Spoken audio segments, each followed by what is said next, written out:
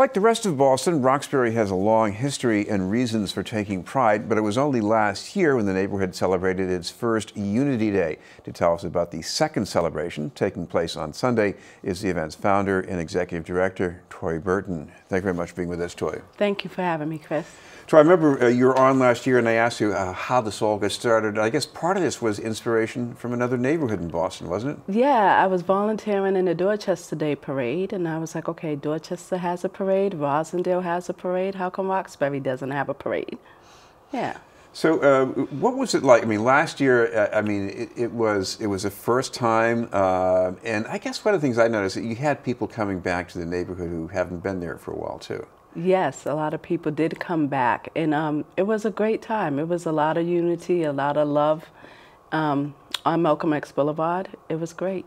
Yeah. Chris, one of the other things going on, I don't know if you're going to be repeating it this year, but you gave out some awards, recognition to people from Roxbury last year. Tell us a little bit about those people. Okay, so, well, last year, who won last year?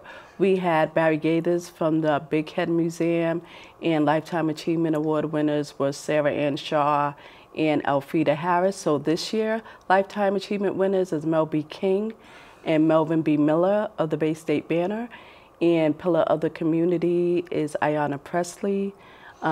Business of the Community is Everything is Real, which is a barbershop located in Dudley. They do a lot of giving back to the community.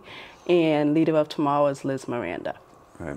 By the way, Liz Miranda had a role in, she's a state rep from parts of Dorchester and Roxbury. She helped you design that shirt. Tell us the story about that. Yeah, so before she decided to run for rep, she was helping me with the parade. We was meeting every week and we were going through different designs online, and she kept going through and it's like, let me know when to stop. And I was like, I like that one, I like the tree. And she was like, that's a good choice because Roxbury is known for its orchids. And she goes, what color do you want? I said red, black, and green. And that's how we got the logo. Well, what about what you're going to be doing with this year's event? You're going to have a little bit of a parade at least, right? Yes, it will be a parade. More than last year. Last year it rained, so a lot of people canceled because of the weather. But yes, we will have a parade, and the mayor is providing a trolley for anyone who who want to do the distance but can't walk the distance, so they could get on the trolley at Madison Park, go to Malcolm X Field, and at the end at 4 o'clock the trolley will bring them back. Because one of the other things that intrigues me about this celebration is that, like, some of the people who come, it's a reunification maybe. I think you're someone who moved back to Roxbury yourself, didn't you? Yes, so actually I moved away in 1990 to the North Shore and moved back in 2011. So it was once I moved back. So I was gone for like 21 years. Not actually gone because I still had family here, so I would come in for like a cousin's birthday or stuff like that. But yeah, I was living in Swampscott. What was it like coming back? It was different. It was really different. At the time, there was a lot of buildings being put up downtown. So I had just started to go to Urban College, so I was downtown a lot. And then I was thinking, like, how can Roxbury capitalize on this tourism? And I'm like, Roxbury needs something for people to come into Roxbury. And I thought, what better way than a parade? But it wasn't until all the violence that happened the summer of 2017 that made me think that, you know, we need something to bring us together that we're hurting as a community. Chris, the other thing is you're giving people awards for lifetime achievement, and this is coming, you know, just now a few days after the president talks about members of Congress, he says, should go back to dysfunctional areas that are, you know, hotbeds of crime or something like that. I mean, what does this mean that you're giving awards and sending a different message?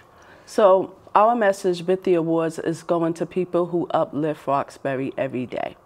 So that's why they're getting awards, for just the things that they do. So with the Lifetime Achievement with Mel King and Melvin B. Miller, if you know the history of the Bay State Banner, so it's a staple in the community, and he's done great work. And Mel King, just a community activist, just always. Yeah. Mel King, he was a state rep for a while, but I think decades later in Boston, we acknowledge him really as a real visionary. What's your impression of Mel King? Well, me growing up with Mel King was him running for mayor.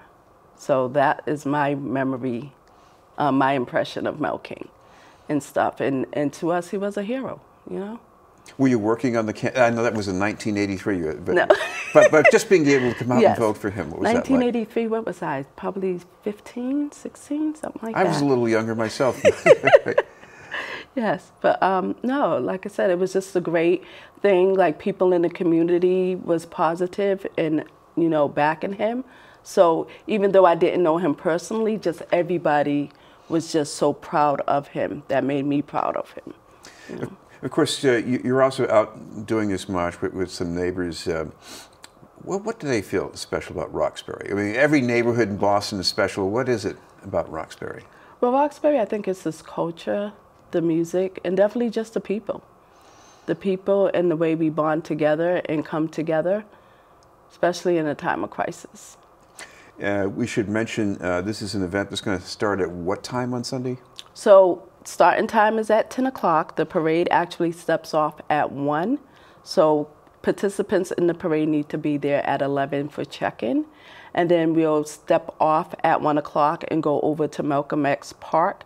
And over there will be live music performances by Perfect Example, Chosen, the Boston Rhythm Riders, and, you know, we'll have bouncy houses and cotton candy and just a lot of fun, free stuff, an empowerment fair, so we have resources there for the community. And just to make clear, the starting point for the parade, is this supposed to be Malcolm X Boulevard? Yes, so Yeah. right in front of Madison Park High School, so 75 Malcolm X Boulevard. Okay, and if anybody forgets, you've got a page on Facebook with some more details they can check out too? Yes, so it's the Roxbury Unity Parade page, and there's the Roxbury Unity Parade 2019 event page. Thank you very much for being with us. Thank you for having me. Toy Burton, and happy Unity Day. Thank you.